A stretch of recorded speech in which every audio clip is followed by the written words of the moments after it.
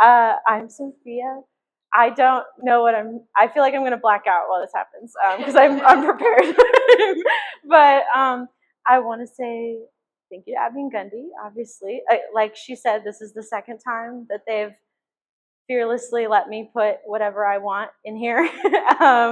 And I know I'm an oddball in the bunch, so I really appreciate it. And I would undoubtedly not be making what I'm making and putting these things on walls if the walls weren't here and if the people weren't here to let me do it and believe in me and let me be late on all the due dates. It's really special.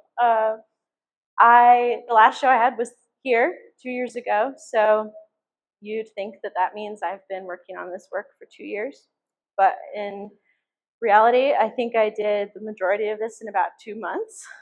So, and I'm already off of my structure for this, my very loose structure, but it doesn't matter.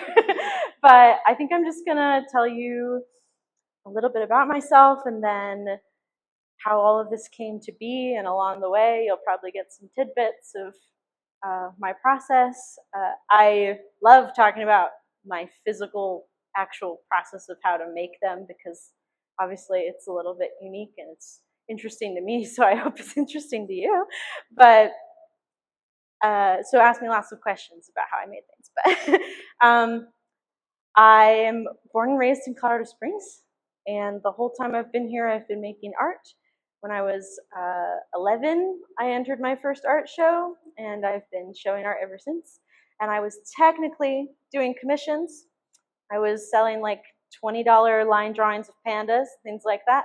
So I've also been selling art for a long time. And I primarily a watercolor painter for the longest time, which there's no watercolor in this show.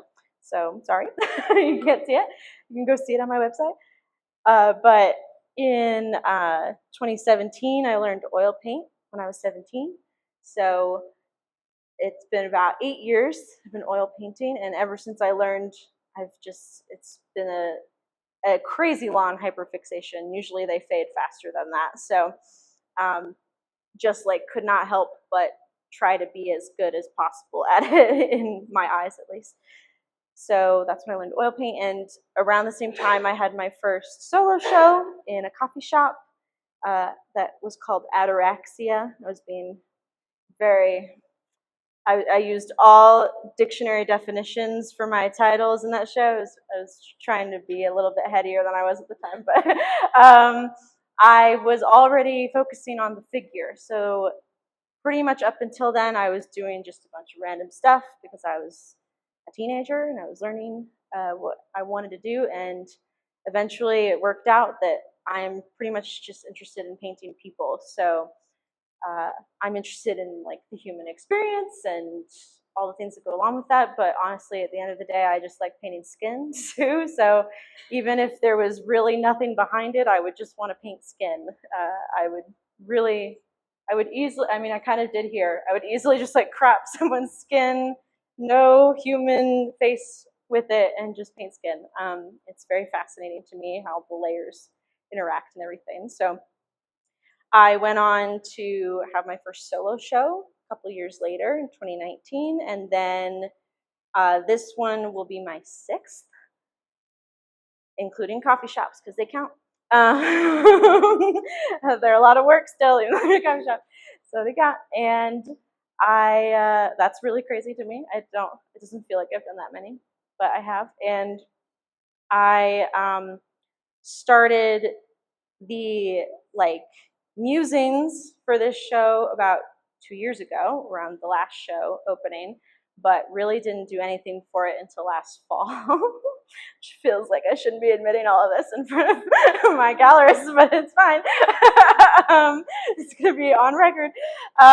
So here's how the show came to be. So this piece came first. It's the namesake for the show. It's called I'm Doing Pretty Good. This big giant pink one, you can't miss it. And I started it in last fall. I feel like it was September, but I can't remember exactly.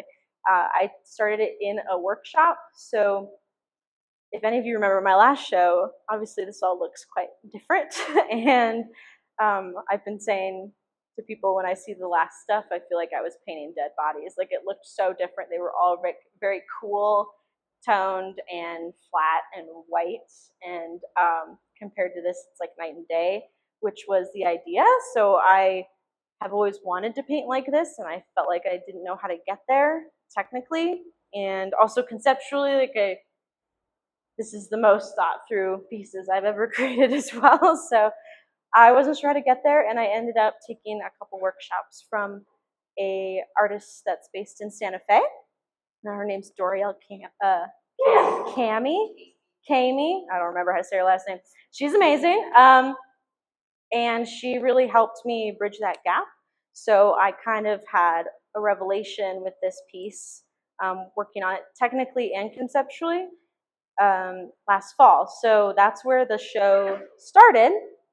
And the concepts came from wanting to explore isolation. So that's like a really big theme.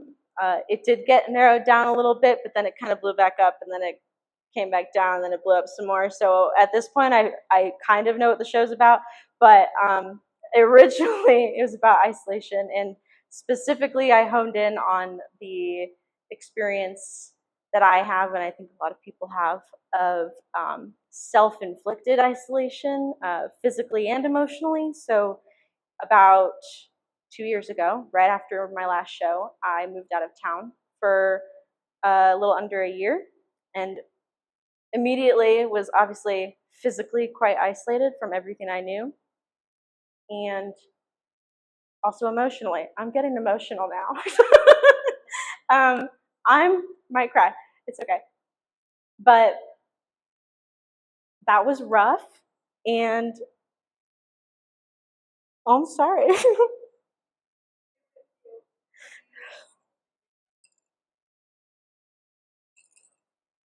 Ironically, I made this show in isolation um, years later, and so I haven't talked about it that much. So this is very exciting, and also I haven't practiced anything. But basically, all of my work ends up being self-therapy on a panel publicly, which ends up with me crying in an artist talk. But that's what I did again. So I like really needed to process that period that I went through, and I was recognizing that, you know, it was a pattern, and I don't think it's a unique pattern to me, that we kind of self-sabotage and pull away when really we should be running towards other people.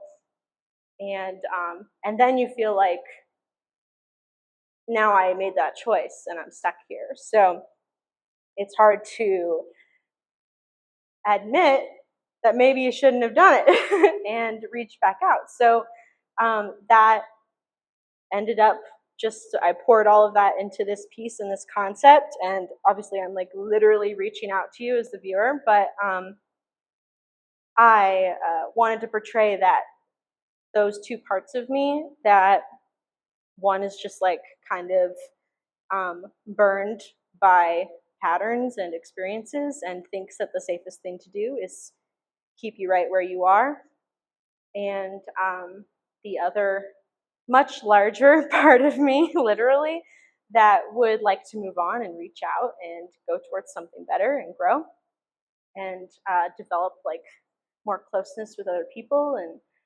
And that ended up in a very literal representation of two me's, one of them holding me back. But that was like the best way I could think to convey it. And then I ended up focusing in on like the technical aspects of that painting once the concept was there. So one fun fact that will get me to stop crying is we've affectionately referred to this boob as my revelation boob, because this is where I had my technical revelation.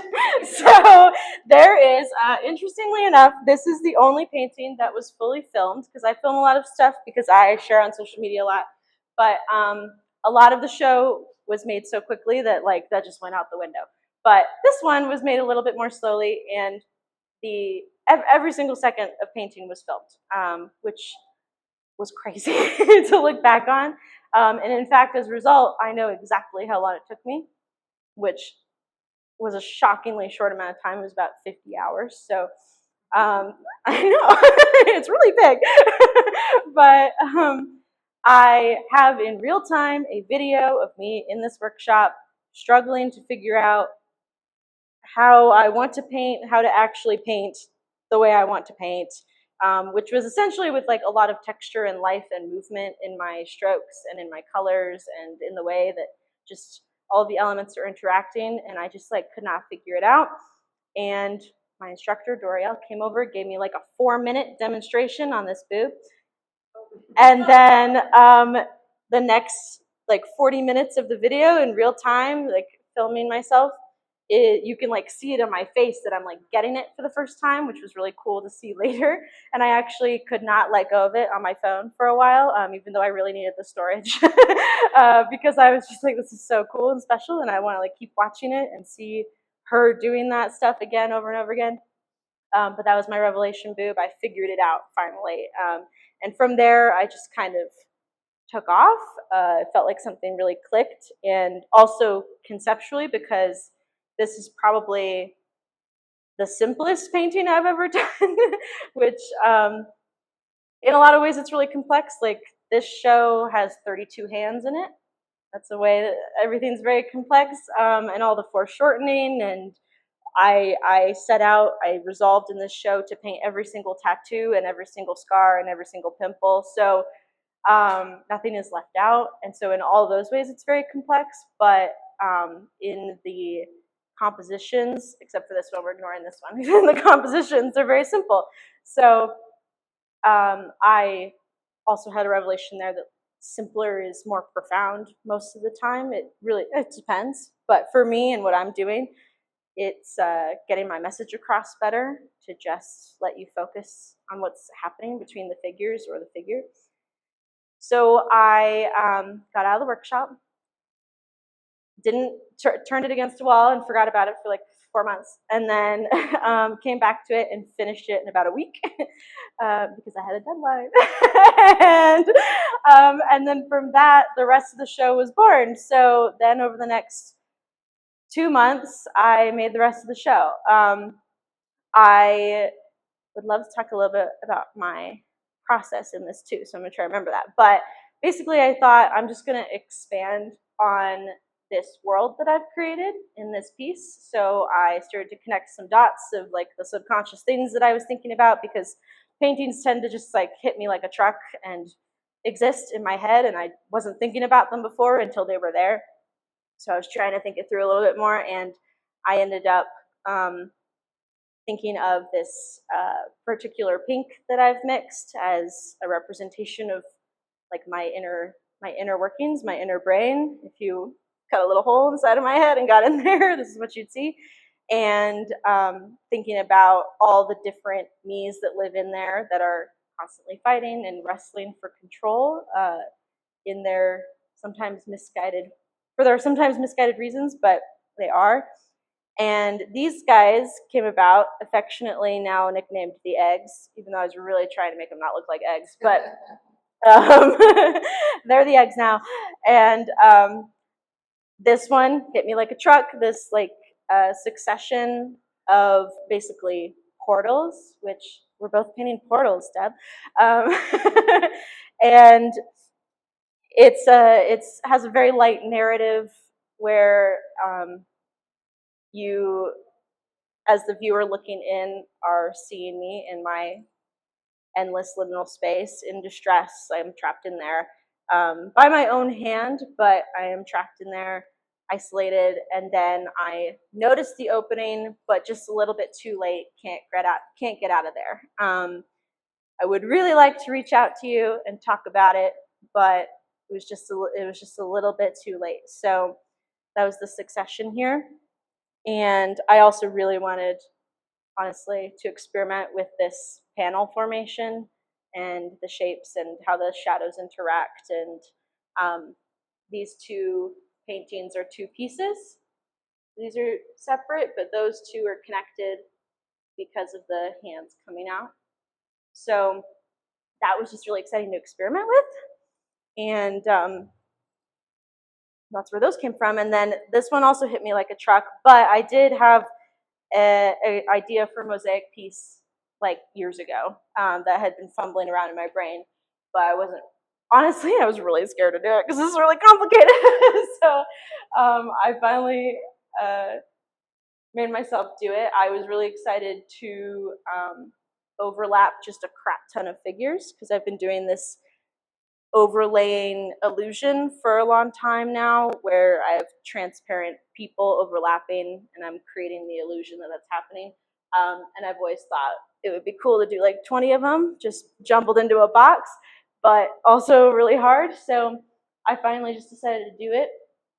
And this one, the point, the purpose, along with the theme of the show, is to provide a fractured glimpse into that space again. But particularly this one, I was kind of thinking this is a moment in my head that happens a lot that people don't see because I have a lot of neurodivergent things going on in there. So very often, if you like see me sitting there with the cogs turning, this is happening. This is what's happening.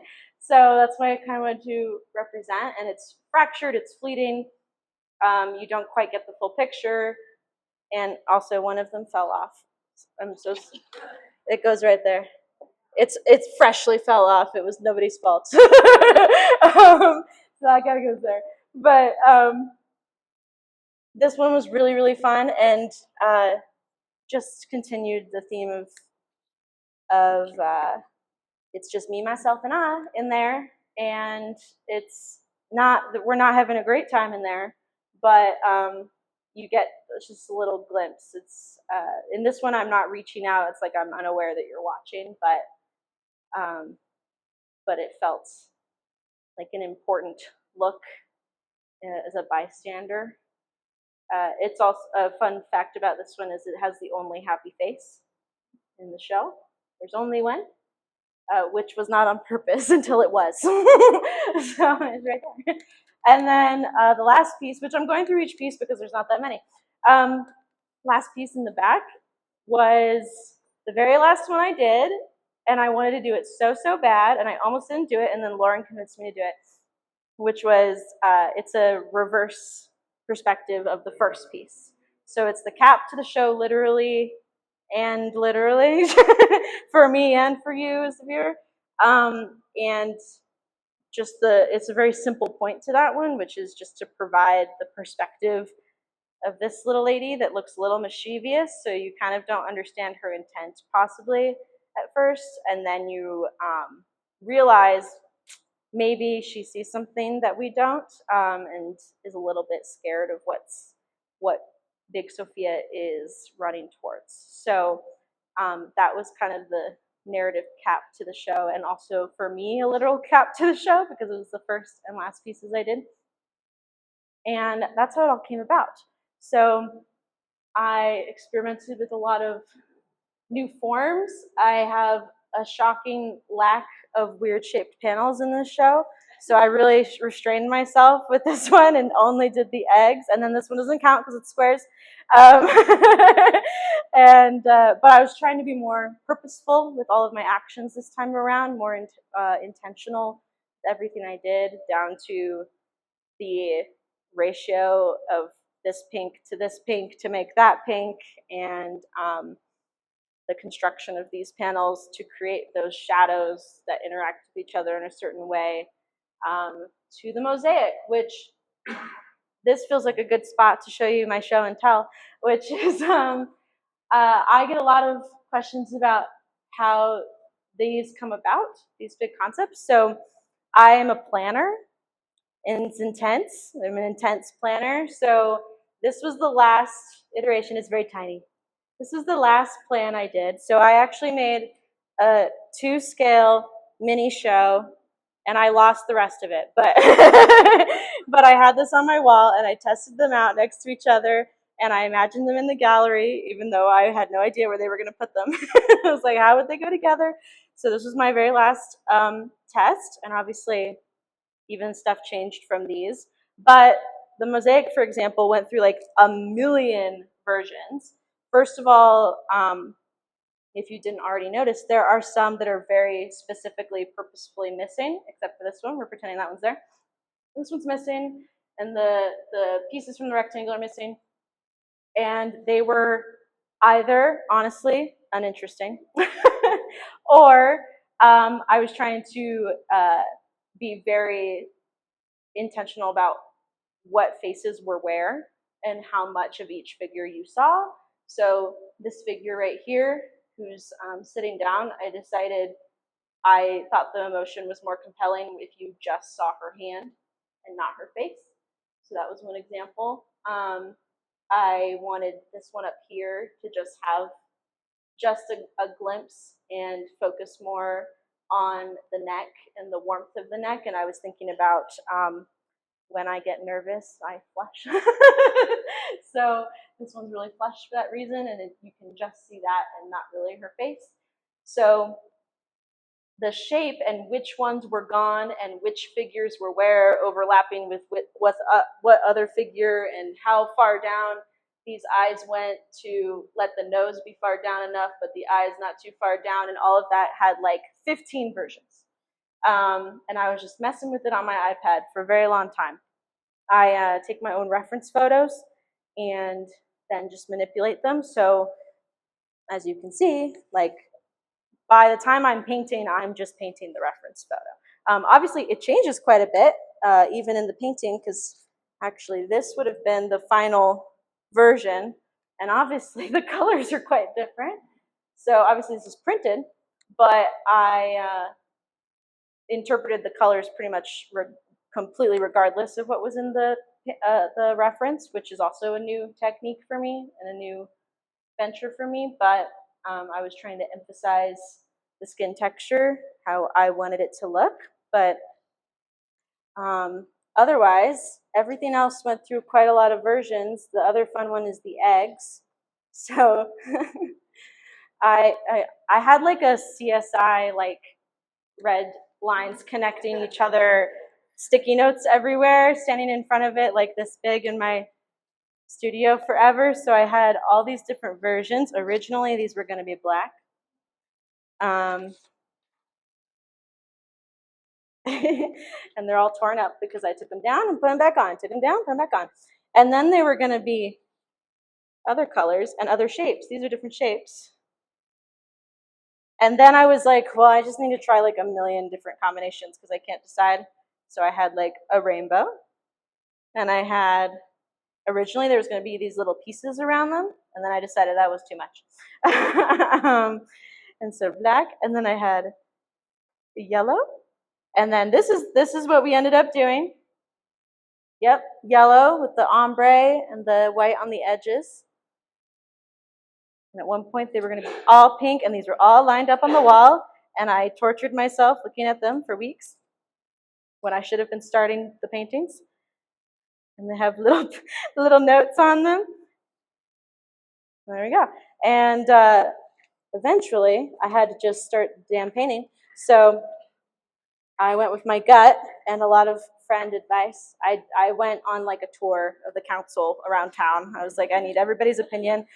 Same with that little one back there. These are all, they're like playing cards. These are all the versions of the portal that she's running towards. I could not decide how to portray it, but we ended up doing this one. So that was very exciting. And then I even like got to the painting and I was like, but what if I should do the other one? So, but I had to make a decision. So the gut came into play. But I ended up, a lot of those decisions ended up coming from the color theme. So I wanted to keep it consistent, that you're like in this pink liminal space. It's very specific representation of inside my brain. And then the yellow is the outside. It's the next step. It's the moving forward. It's what I'm running towards. The light, if you want to feel a little corny about it. So a brighter future, that feels really corny, but it's a brighter future. So I wanted to keep that consistent. And then I ended up doing the plaque on this one yellow as well, because I thought it was kind of cool that it looked almost like bars around the squares. So kind of locked in there. But that's how the show came about. I'm trying to think if there's anything else I wanted to tell you. I think the last thing I wanted to tell you is I got all emotional the other day because I have this sketchbook that has reptiles all over it, and it has like 10 pages in it that I've used, and the very first page was my very first musings of my last show in here, which I didn't know I had. And this is like, I do a lot of planning digitally, so I don't have a lot of stuff physical, so it's kind of special when I do. But I did end up doing some physical musings for this show, and I was just trying to figure it out. So you guys can come look at it afterwards if you're really curious. But I have like a bunch of eggs drawn here, and there's a lot of paintings in here that at one point were going to happen, and then I decided I didn't want to do. But little really badly drawn people. Nobody actually draws people good in their planning. And lots of crazy ideas. And originally the mosaic was going to not have anything missing, so that was a development. It was also originally going to be a pyramid, which would have been an even bigger nightmare to hang. So lots of crazy musings in here, but this is how it starts for me after the U-Haul truck hits me in the shower with an idea. So that's how it came about, and I am not going to cry again with my final, but I think part of why I was nervous to do this is because honestly, this was grueling. This was a rough couple of months to produce this, which again, is by my own hand, because I could have started it sooner. I'm glad it went the way it did, because if I hadn't taken that particular workshop at that particular time, and then if the timeline hadn't worked out that way, I wouldn't have made this work, which I really, really like. But it was stressful, and I've had a lot of health stuff go on in the midst of it, and posing for photos for this show, I injured my painting arm and then painted the show with my injury. So it was really painful to make the work, literally, but it was bittersweet because at the same time, this is like the best work I've ever made, the work I'm the most happy with that I've ever made. It was so fun while I was in pain because I just like let myself do everything that I thought maybe I'd want to do before, and I just went for it and did all the bright colors and all the crazy skin tones and painted every single tattoo instead of deleting the ones that looked dumb, like my chicken nugget. But it was really fun, but it was also like rough. So it was not a really beautiful spiritual journey for me as I wish it was. But the hope and I think the effect from the feedback I get every time I put up work is that that happens with you when you come into the space and when it's all up and I get to walk away. And it forces you to think about something that maybe you don't want to think about, because I didn't want to. That's why I painted about it. And have some inner conversations with yourself or with other people. But that's the last goal at the end of the day. But first goal is I made it, and I had fun making it, even though it was a lot. But that's the show, guys. Thank you. Please ask me questions. Yes. A big reflection in my work, which you could probably see over time if you put a bunch of them in a row, is I've been on a journey for years to figure out what's going on in there. And in the past year, I got more conclusive, yes, that feels right, finally, diagnoses. So I have ADHD, and I have recently learned that I have OCD, which makes a lot of sense. Definitely is reflected a little bit in the work and the process. And I've dealt with depression for the longest time and severe anxiety. I took my anxiety pill before I got up here. And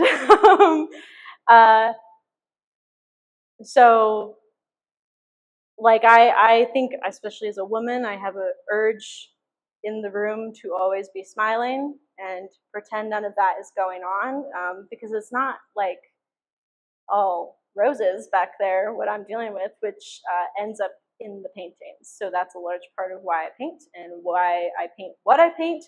And it does drive me to hear from people that they saw themselves reflected in that and the same things that they don't feel like they can bring to the room. So um, that's kind of what I'm dealing with and how it's reflected. And in this show in particular, in addition to some of the physical health things I was dealing with, I was also, for the first time, getting more conclusive diagnoses and starting medication. So I was also on a medication roller coaster during this show, which is part of why it all happened in 2 months. So I got really fast at painting, but that's kind of where it ties in for me, and it comes up in unexpected ways for sure. And a lot of things I don't realize I'm painting about until afterwards. So they crop up subconsciously. Ah, thanks. Thanks for thanking me for my courage. Thank you.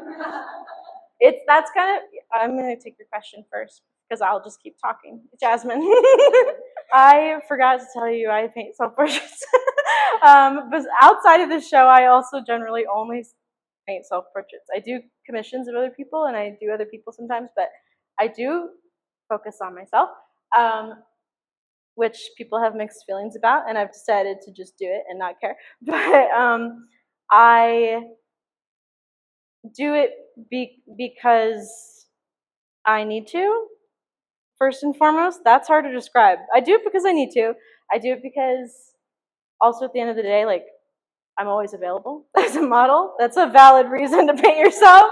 I also have dealt with a lot of body dysmorphia and issues with my body and an eating disorder. So it has been extremely healing to paint myself through my artist eyes, and see myself through my artist eyes rather than just my eyes, which is why I love teaching people to paint themselves too. I forgot to tell you I'm a teacher. I'm a teacher. And seeing yourself through the artist lens is really interesting because the same things I would like body check and criticize myself in the mirror for are the things that are the coolest and the most fun to paint. So in this painting, for example, I was so stoked to paint my stomach. I was so excited to paint my stomach. I could not get there fast enough. I was frustrated that I needed to go back and fix things up top first, to reasonably go down. And day to day, I am often finding myself hiding my stomach. So that's very interesting, to live with simultaneously. And I think part of why I think it's okay to just paint myself and people will still get things out of it is because I'm coming to you in like pure vulnerability. It could not get more vulnerable. It's a lot more normal for me now, and it's very desensitized. Like, it's actually way harder to talk about why the paintings exist than the fact that I'm nude in them. But it's very easy to just paint myself nude now because I've been doing it for a while. But um, I could not present myself in a more vulnerable way, and so I feel like it shatters walls and opens doors off the bat, and it's really hard to not come to me vulnerably or come to the piece vulnerably. Nailed it. And when I've started that way, and I think people also sense and see my celebration of my body through those artists' eyes, and it's not lost on me that I'm a fat person and I have a lot of characteristics on my body that people would love to hide, and I do all the time because I'm a normal person at the end of the day. But in this lens, I am like fully putting on display and celebrating, and even purposefully exaggerating because they're the most interesting parts of my form, and I think that speaks to people. So that's why I'm fine to keep doing it too, despite some people telling me that I should really paint other people. Sometimes, which I do. Sometimes. Thank you. Did I answer your question? Okay, cool. You have any questions? Yeah, yes, back first. Yeah, so in these pieces, My eggs. Yeah. I think almost all of those points were correct because it always ends up being so much more complicated than it began. But essentially, it's complex because I interpret whatever this thing is encasing me that's opening up is a part of me and was probably a choice that I made. And on a very deep meta level, I'm also closing that portal while I'm trying to get through it. So these, I feel like I should read the titles. This one's called Knock Knock, with no space in it, very specific. This one's called Maybe They Really Want to Know. This one's called, I'm going to forget, so I have to read them. This one's called How Have You Been? Which relates to the title of the show. And this one's called My Brain is Trying to Trick Me. Now, to be fair, I did get that title from my tattoo because it's written in my tattoo, but it felt relevant to the piece. So that one kind of brought up the idea that I am simultaneously closing the portal that I'm trying to reach out of.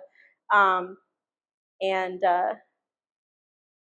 it could be interpreted a lot of ways, and I've interpreted it like 17 different ways throughout the process. So that's like the main core of the idea. And then the shapes were meant to further like emphasize the unreality of it, that we are not in a real physical space, and you're not observing a real physical thing, that it's up there. So yeah. Did I answer your question? Okay, I'm gonna ask everybody that afterwards. Hannah? My shapes? Like what? How they came to be? Literally how they're made is they're panels. I work on all panels, so they're all wood. And my dad, who isn't here, made all of them. So we can give Tom a round of applause. Somewhere out east, he's a remodeler, and he makes all my panels. So he's very cool. We all love Tom. So they all have framing on the back. Oh, I have a stray piece here. They all have framing on the back like this.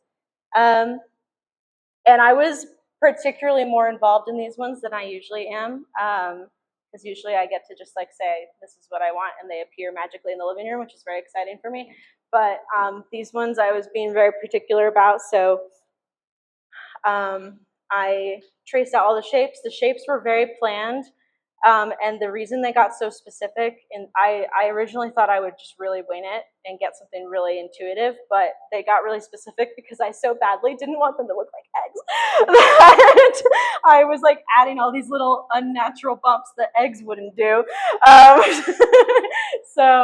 And then of course I wanted them to fit together on the wall.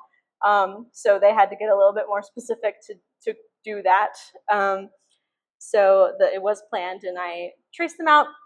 The panels did magically appear to me, which was really cool, but I was involved in the cutting this time. And these two were unique because the cutting had to happen after the painting, on the inside at least. The outside was cut, but the inside, I've been doing these weird panels long enough that I've learned that if you cut funky shapes like around fingers first, and then you realize that the finger was supposed to be longer, you can't add wood back on. So now I do all the painting first, and I expect to have to touch it up, but I do all the painting first, and then I masked all of the painting off, all the fingers and everything, very meticulously, and then cut these out with a scroll saw, which was my new fun toy for these specific two paintings. Literally, I hope I will use it again. And then went in and touched everything up. I had like a little file in there, very meticulously filing down, tiny little fingers. And then of course they're shaped like this, so they're a nightmare to wire and hang. But that's the life that I've chosen. So I had to test it out a million bajillion times, and then just hope and pray that the genius curators would figure it out, and they did, because they're really good at their jobs. But that was the process. They got like some tweaks and stuff. I did do something brand new on these paintings, which I used spray paint. It's very scary. So the yellow and the white are spray paint, which I never use. I never mix acrylic into my oils. And then this is oil blended in on top of the spray paint. And then I ended up doing 2 different varnishes as well. So the outsides are shiny and the insides are matte. So these were just extremely perfectionist city. I was I posted a video being like, don't be the person that gives your curator a splinter, and I was just sanding the crap out of these before because there was so many different edges. So and then a bonus is all the shadows that they make, which is just really cool. I did like do a test. First I had to like hold 2 at a time and go like this and say, do I like how the shadows look? And they worked themselves out with this lighting. They look pretty cool, and like jigsawy. So yeah, these were fun. These ones were a lot. And do you have any more questions? Real quick, Yes? is it about skin? What's about skin?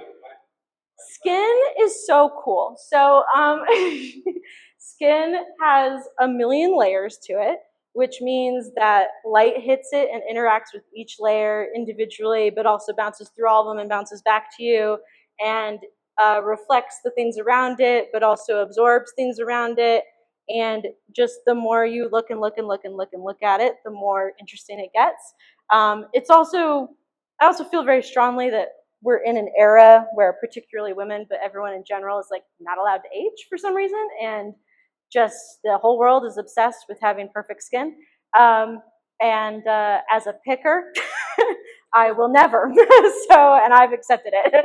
So I feel like I really easily embrace like I will have imperfect skin, and then it helps that it's super interesting to paint. So that's part of why I resolved to do every single tattoo, which doesn't sound like a big deal, but in previous paintings, I have only painted the tattoo on my stomach because it's a tattoo of a painting I did of me. So, which that means that that painting is a painting of a tattoo of a painting of that I did of me, which is really cool. And previously, I've only painted that tattoo because it felt relevant to the painting. But this time, I decided to like do a full, true representation of myself in every figure, which means I did paint an absolutely insane amount of tattoos, including in the mosaic. I did every tattoo in the mosaic, even the ones that were fading away that you could barely see. So that was a lot. But I really just want to represent like every single little piece of texture that makes true, real skin. I also have a cat scratch scar on my arm that somebody pointed out immediately. Is that a cat scratch? Because they have cats. They all, for some reason, look a certain way. And I have cat scratch scars on my arm. I don't know why they're all on the left. I like have a issue with my cats, but it's in all my left arms in the paintings. So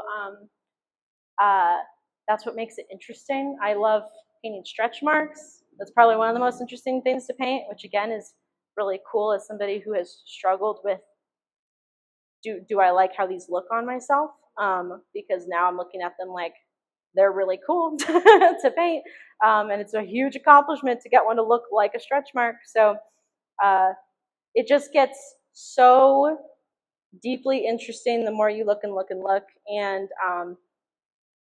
this painting, I keep looking at this painting because I love this painting, but This one in particular, like the whole our left side of the body was reflecting something teal. I don't know what it was, but there was something teal being reflected over here. So that whole right side, all of the shadows have a teal tint to them, which is just like crazy cool, in contrast with my skin tone and all the warmth and the highlights and everything. So you can just get so far into it. Like, did you know that fingertips and crevices are warmer? I think that seems obvious, but like that's why all the fingertips and crevices are really red in all my paintings. So you can get so into it. And to get oil paint to look like skin is just like a mind-blowing accomplishment every single time, even if you've done it before. It's very satisfying. So it's more satisfying than taking photos too, because I would confidently say that this photo is not nearly as interesting as that painting. It's also very dark, but you can it's almost, I think it's almost a better representation, or else I would just take the photo and blow it up. But you can kind of really represent how light interacts with skin, and I get to emphasize different things at my choosing in different colors and shadows. So I could go on for a long time about skin. I like skin. Let me paint your flesh bag. I will. So a lot of skin in here. Any more questions? I feel like I've been talking for so long. Are we done? Okay, I have to tell you a fun fact, which I think I already told you. There's 32 hands in the show, which is insane, because I used to hide hands behind people and feet behind bushes. That's what everybody did when they were in middle school. Hands behind your back, feet behind bushes. There's 32 hands in the show. There's 11 faces in the mosaic, which is just bonkers. Because normally when I do commissions, I'm like, no more than 2. You have to pay me more money.